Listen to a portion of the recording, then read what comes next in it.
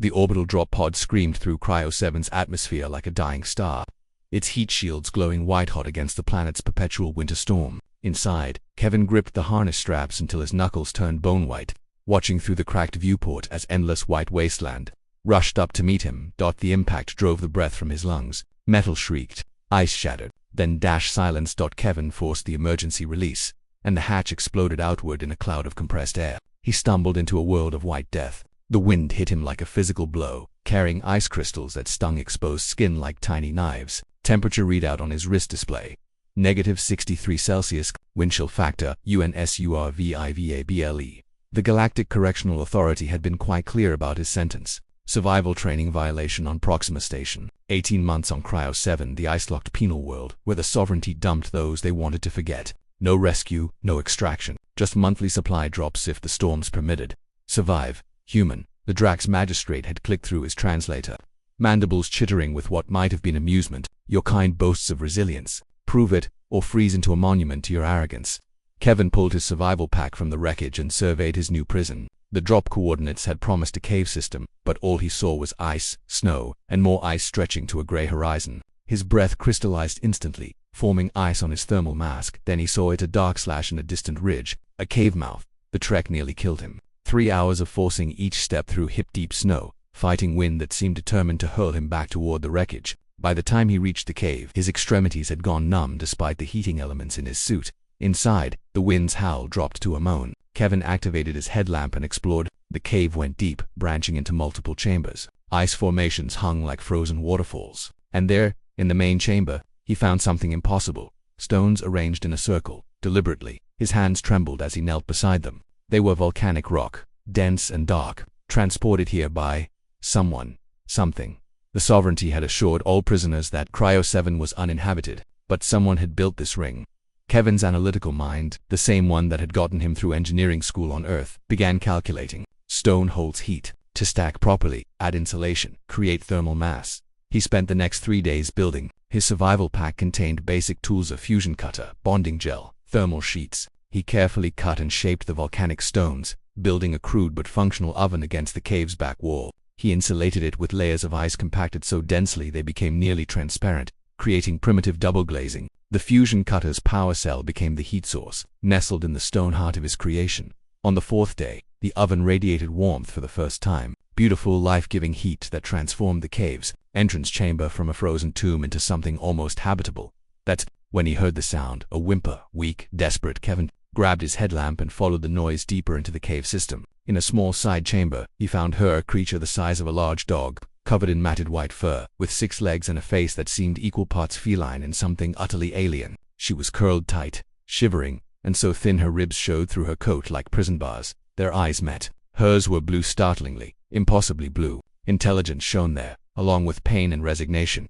"Hey," Kevin whispered, approaching slowly. "It's okay. I won't hurt you," she growled weakly, barely a threat. Then her head dropped back to the ice. Kevin made a decision that would define everything that followed. He returned to his supplies and opened his first week's ration pack. The sovereignty provided adequately compressed proteins, carbohydrate bars, vitamin supplements. It's meant for 1 human for 7 days. He took half the protein ration, mixed it with water heated on his new oven, and carried the warm mash back to the creature.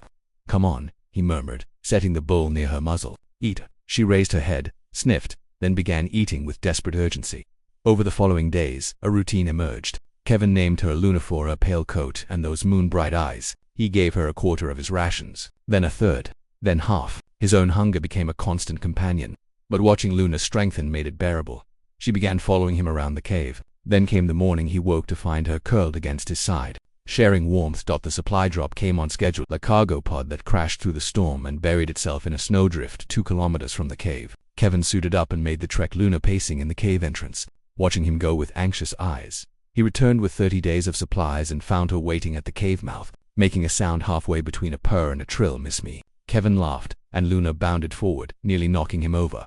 The second month passed faster than the first. Kevin improved his oven, creating a sophisticated thermal battery that stored heat during the day and released it through the night. He carved channels in the floor that circulated warm air throughout the main chamber. He even created a crude chimney system that vented without losing precious warmth. Luna grew stronger, sleeker. Her coat regained its luster, and Kevin realized she was intelligent, frighteningly so. She learned to recognize his tools, brought him stones from deeper in the cave system, even seemed to understand his explanations as he worked.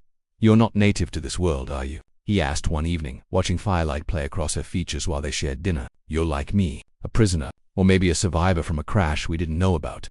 Luna tilted her head, those blue eyes reflecting flames. The third month brought a crisis. Kevin's suit developed a tear during a supply run. The heating elements along his left side failed. By the time he reached the cave, hypothermia had set in. He collapsed just inside the entrance. He woke to Luna lying atop him, all 6 legs wrapped around his torso, her body radiating heat like a living furnace. She'd dragged him to the oven. She'd literally saved his life with her warmth. "Thank you," Kevin whispered, and Luna rumbled deep in her chest. The 4th month arrived with an unexpected visitor. An orbital shuttle descended through the storm, its sovereignty markings clear even through the blizzard. Kevin watched from the cave entrance as it landed near his original drop site. 2 figures emerged, one unmistakably Drax, the other humanoid but smaller. The second figure, Kevin's breath caught. Human, female, another prisoner. He suited up immediately, but Luna grabbed his jacket in her teeth, pulling him back. Her ears lay flat against her skull, and a growl rumbled from her chest. "I have to see," Kevin insisted gently. "Someone needs help." The trek took an hour. By the time he reached the drop site, the shuttle had departed. The woman sat beside a crashed cargo pod, shoulders shaking with cold or sobs. "Hey," Kevin called, "over here." She looked up, and Kevin saw a face weathered by struggle but still young, maybe mid, dark skin, darker eyes, and an expression of utter despair. "I'm Kevin," he said, extending a hand. "I've got shelter, heat, food. Come on, Jasmine," she whispered through chattering teeth. "They said, survive or die. 12 months. Yeah, I got the same speech. Come on, we need to move before you freeze." The trek back nearly killed Jasmine twice. Kevin half carried her the last kilometer. Luna met them at the cave entrance, and Jasmine's eyes went wide with terror. "It's okay," Kevin assured her. "She's friendly. She's family." Luna approached cautiously, sniffed Jasmine thoroughly, then made a decision. She pressed her warm flank against Jasmine's shivering form. That night, huddled around the stone oven with Luna between them, Jasmine told her story. Medical officer on a colony transport, whistleblower, exposed sovereignty officials, selling medical supplies on the black market instead of justice. She got Cryo 7. The Drax magistrate said humans were weak. Jasmine said bitterly that I'd prove it by dying here. Kevin smiled grimly. "Funny, I got a similar speech. Something about our arrogance." "Are we arrogant?" Jasmine asked quietly. Kevin looked at his oven, his beautiful, impossible stone oven that shouldn't work but did. He looked at Luna, the starving beast who became family. He looked at Jasmine, traumatized but alive, already planning how to survive rather than accepting death. "Maybe," Kevin said, "but we're also adaptable, resourceful, compassionate. We don't just survive, we build. We help. Even when the universe wants us dead, we make ovens from stones and save creatures that should be predators."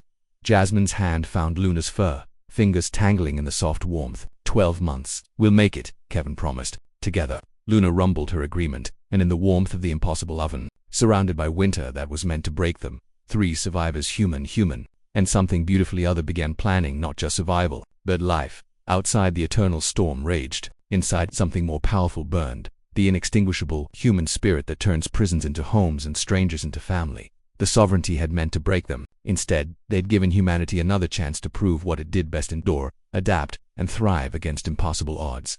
The winter would not break them. Nothing would.